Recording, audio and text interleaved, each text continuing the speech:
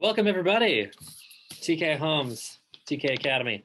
We're gonna rock and roll on our 10 steps of how to buy a house 101. I've got my badass team members here ready to rock. They're gonna be our consumer today. Okay, guys, what's up? Nice to finally meet you. What's your story? Give me the rundown. Yeah, we're just a new couple, and we're looking at some starter homes. Okay. Where are you guys coming from today? Iowa. Iowa, nice. Did you fly in just for the time, or did you guys just for this meeting? Just for this meeting? Really excited. I literally just had this happen last week, you guys. This is fun. Cool. Well, thanks for coming in. I feel pretty special now. Have you guys ever bought a house before? No. No, nice. First time. That's exciting. Are you nervous? Yes. Yeah. Big commitment. It's a huge deal. It's like one of the biggest purchases that we typically make in our lifetime, right? Fun stuff. Okay, cool. Well, what I've got with me here, guys, I've got this awesome little guide. It's a nice way to visualize how this process works. Okay. So the very first thing, as we're running through here, you'll see on the top, I divide this process in half. Okay. We've got our find our house phase and our buy our house phase. Now we can do the first phase kind of all at once. All right.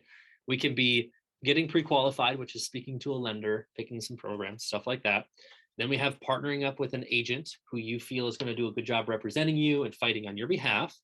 And then we have the actual showing experience where you're actually going in house hunting, you're looking at places, trying to find the right fit for you guys. Okay. The back half includes a little bit more of the grindy part of this process. Okay. This is the documentation shuffle. This is the communication underwriting. A lot of it is on the back end. So there's not a ton that you're going to see up front, but there will be a lot of like email back and forths requesting certain documentation, justifying. I mean, you're probably buying, or you're probably borrowing like $500,000 to, $250,000. It's a lot of money, right? So the bank's going to want to know, what you're doing with your money, where it's going, what you're spending it on, all that kind of stuff. So that's just kind of a quick heads up. Now, as we dive into the first part of this process, you guys, pre-qualifying is very, very valuable here. All right. We're in one of the craziest markets. Like we're classified in like a crisis right now, just with the availability for our homes. Okay. So it just means there's not a lot of stuff out there. And when you do find something, you want to go attack it. Okay. So the very first step here in figuring out, price points, budgeting, monthly payments and stuff. Have you spoken or chosen a lender yet? I think my dad has a good lender, but no, we haven't talked to anybody. Your dad's got a good lender. Okay.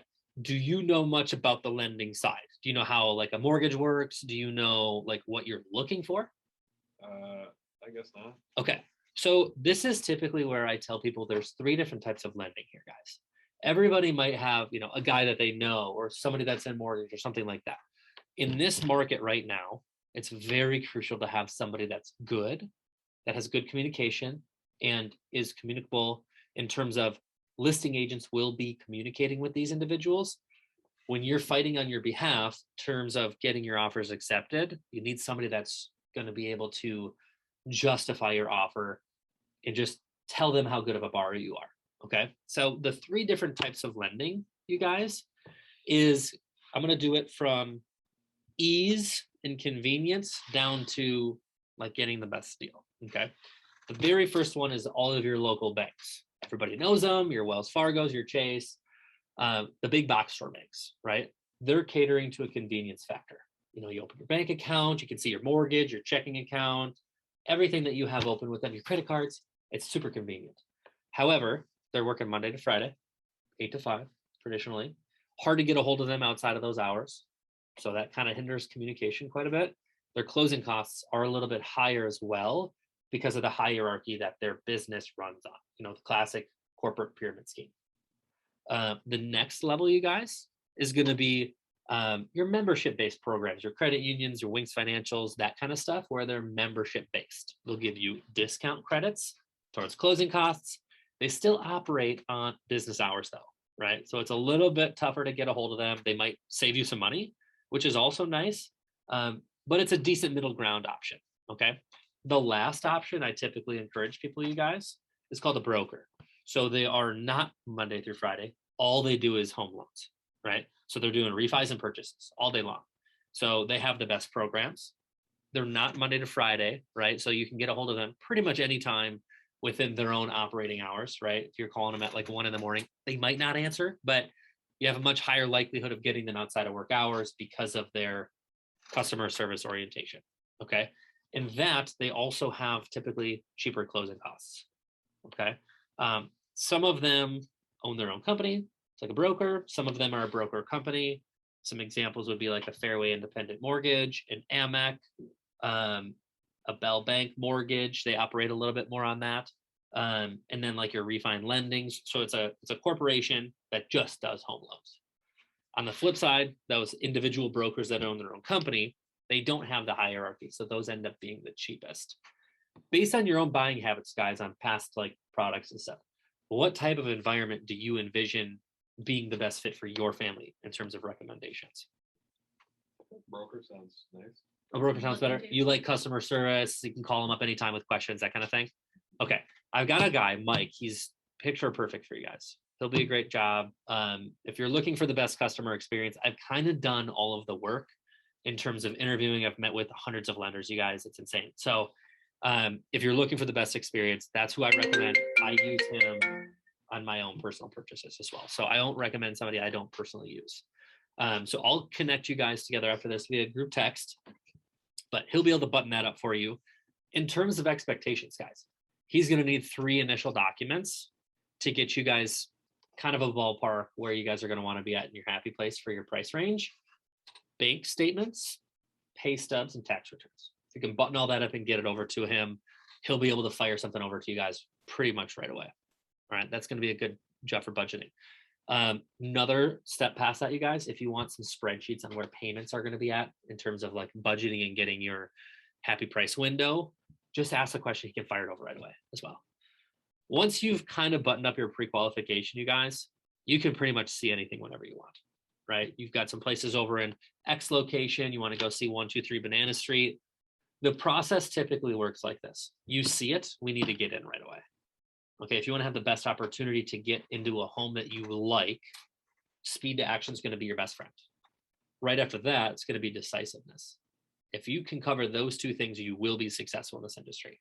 Okay, let's just go right to the fun part. Okay, let's say you find that perfect house and you want to offer on it. Have you heard of an offer? Sure. Do you know what it is? Or we think we do, yes. Yeah. Okay, perfect. What do you know about an offer? What do you think it is? That you kind of have a price point that you want to put out there and then kind of send it over. 100%. So that's the general basis of it. We're going to go submit an offer to the listing agent, and then we're going to negotiate, try to get that offer accepted. Okay. There are actually 6 negotiable terms when you're discussing an offer and what you guys want to do with what's best for your family. 3 of them have to do with money. 3 of them are like terms that a seller will be looking at. Okay. I'm going to remind you guys of this probably like 7 or 8 more times. So don't think you need to write it all down right now, but purchase price is obviously the most common that people know of. Okay. There is something called earnest money, which comes into play here. This is another version of just calling it a good faith deposit. Okay. You submit it 2 days after offer acceptance, and it contributes to your down payment. So let's say you're bringing 10 grand to closing and you put $2,000 down for earnest money. You're going to bring $8,000 of your down payment to closing. They'll bring you your 2 for you. And then obviously you have your closing costs after that. So that's going to be your only payment upon an offer, like so with this. Correct. And I'm just getting to that second piece there. So the next term that a seller is going to be looking at that's money related is going to be asking for closing costs or paying for your own. Have you heard of closing costs? Okay, what are they? I guess I don't know. Okay, so closing costs happen on both sides. Sellers have a closing costs in terms of state recording fees, all of the title fees that they're going to have as well. And then they actually pay for both sides of real estate commissions. I don't know if you guys knew that. So when let's say I'm representing a buyer and I'm bringing my buyer, placing an offer and getting an offer accepted, I actually get a portion of the listing agent's negotiated commission based on that contract. So as a buyer's agent for you, I only cost you our $599 broker admin fee, which goes to file storage, security, and admin work within our brokerage and our team. Okay. So I'm pretty cheap for you guys. On the downside, when you go to sell a home, closing costs are a lot higher. But back to the closing costs for a buyer, It is all of the fees, prorations, and costs associated to creating your loan and your escrows. So your prorations for taxes, any mortgage insurance that needs to come up, all of those fees typically land around 2 to 3% of the purchase price. Okay, so it's a good benchmark to count on. If you ask a seller to pay for your closing costs in your negotiation, let's say we have the ability to do that. The house has been on the market long enough where that's going to be brought into the picture. It will save you a lot of out-of-pocket expenses. So a lot of my newer buyers who are strapped for cash, because who has the chance to save up, $100,000 to put down on a house anymore? There are ways to negotiate to get those costs covered. But usually once you're in competition, if that may be the type of house that you're looking for, usually that goes out the window. You'd be responsible for covering your own closing costs. Okay. And we can dive into that a little bit later when we start to actively looking at houses. But that's typically what a good expectation is going to be. And so once you get your offer accepted, as you can see here, we have little dollar signs attached to this card, which signify your out-of-pocket expenses.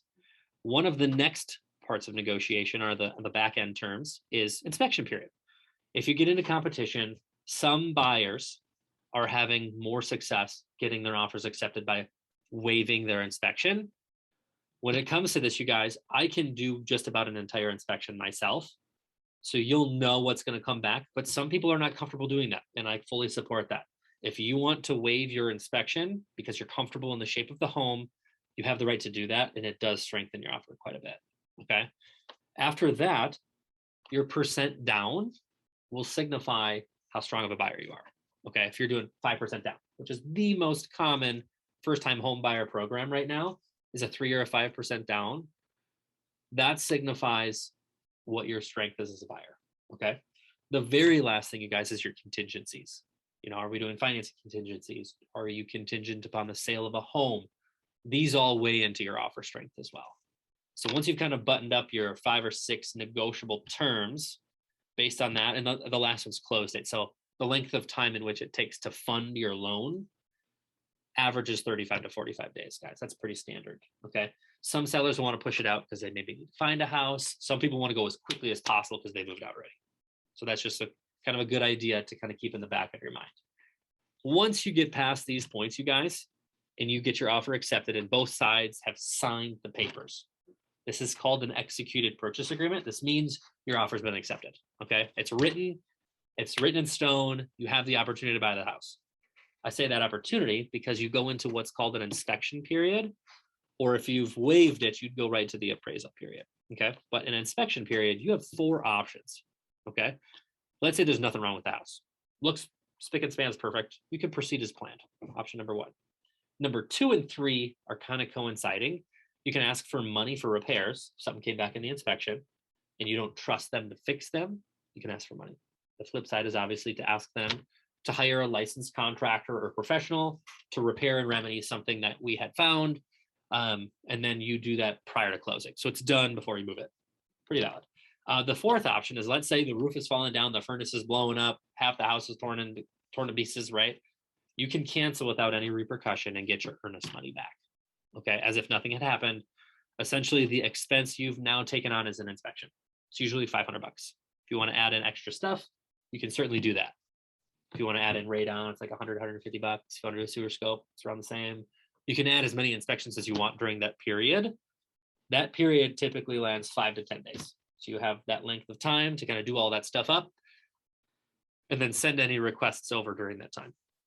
Once you're done with that, let's say you asked for, a broken window to be fixed or replaced, right? They sign it, they're going to do it before closing. Cool. We've now moved past the inspection period. Here's what's going to typically happen next. This is when you move to pending state. Okay. Now you're at pending. Now we're waiting for all the documentation and the final approval to come through. It's exciting. You're slamming papers over to the lender. It's a whirlwind. It's just a complete shit show. Whatever you want to do, you're flying papers by the seat of your pants, right? Everything gets over to underwriting and you get your conditional approval. They might send you a couple of requests. Maybe you're getting your down payment gifted and you need a gift letter. A family relative gifting you 10 grand, whatever. They'll sign it all off and then they'll get you back into the underwriting system. They'll review your appraisal. all of your final documentation and give you a final approval. This is called a clear to close. This is like a borrower's best friend.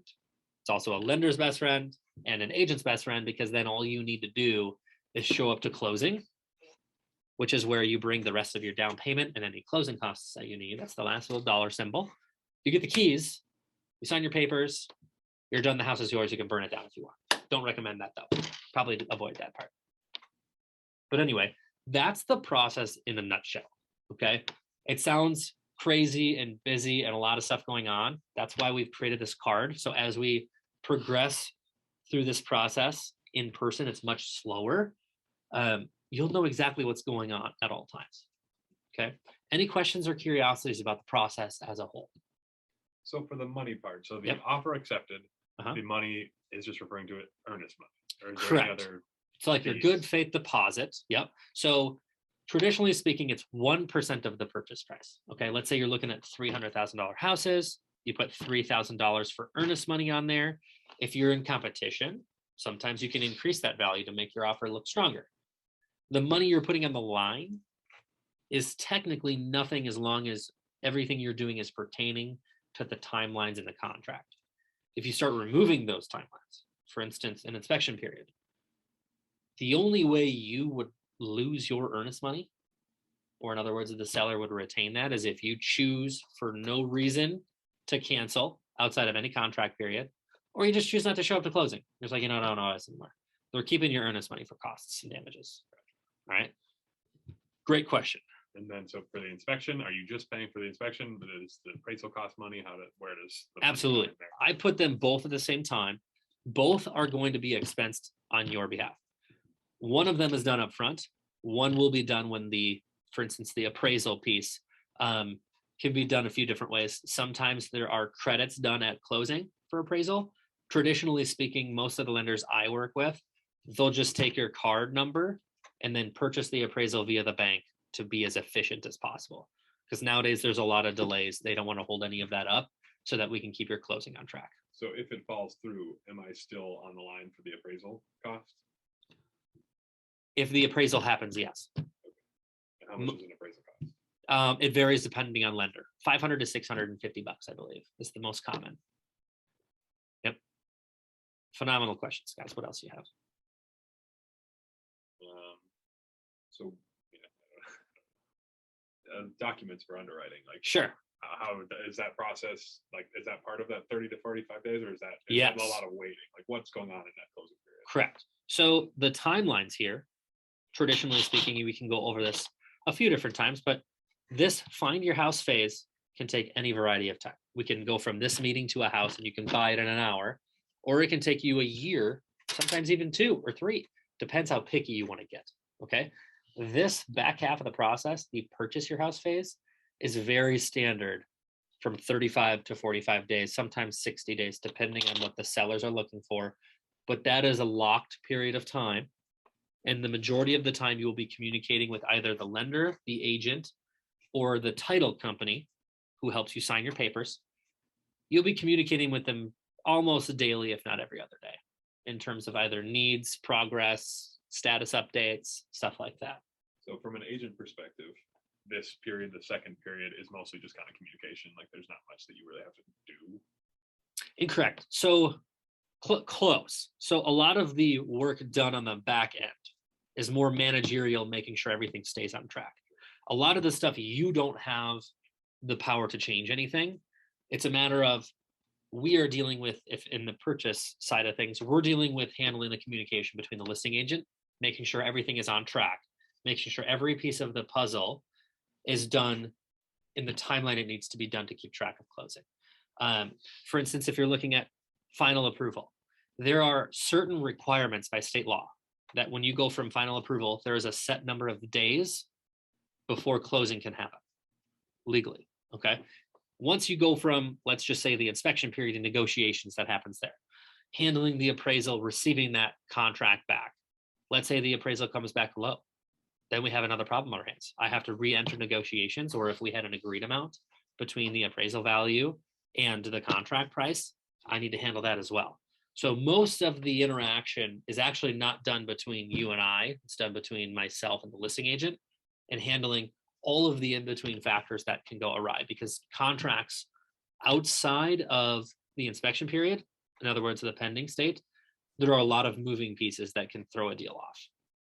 And so we're handling those, making sure no objections come up between the seller, the listing agent, and the buyer and the buyer's agent, so that we can make sure you get into the house at the appropriate time, the contract, and make sure everything is there, handled appropriately, and done in the timeline that's under contract. So from a consumer perspective, that second part, it is a fair amount of just waiting. Like there's not a lot other than like getting over documentation, signing stuff. There is a fair amount of waiting because you do not actually get to go buy your house until your loan is approved. So the waiting period is more so I'm submitting everything you ask for, but I mean, sometimes you can kind of take it at your own liberty. Do you want to go start taking measurements for your photo for furniture? Do you want to 100%? If you need to make any changes, communicating and getting bids for that. Are you going to make any changes with the home in terms of structures? Do we want to take a look at costs for that? A lot of this stuff is going to be preparation versus waiting. I mean, there's going to be utility setups that's going to be on your end. A lot of this stuff is literally just prep as opposed to wait. That's a better analysis for it. Cool. Anything else, guys? Buy a house. There you go. Most people say, well, what's next? Awesome, guys. See you next time.